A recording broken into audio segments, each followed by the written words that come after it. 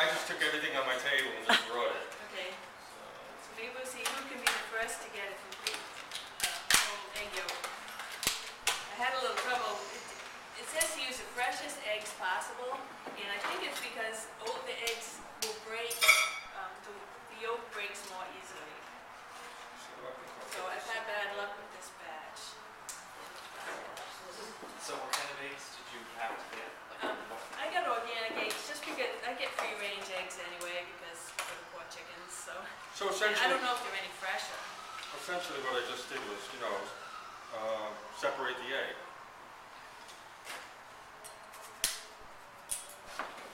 So I'm going to take that yolk and put it on here, then sort of roll it back and forth to get the. I broke it already. Frank wins. No one wins. See, it's bad eggs. So this is the yolk with all the white. It's pretty dry. So then the next thing, trying to deal with this, is to get this in your hand, and then sort of make a little hole in it so that you can get the yolk to go into the container.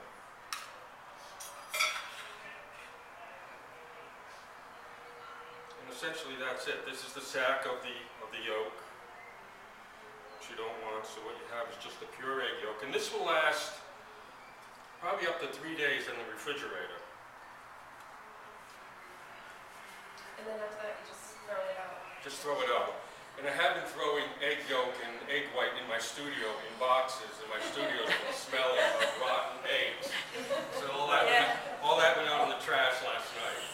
If you do break it, you can kind of pour it because the white will stick to the paper towel. Very good.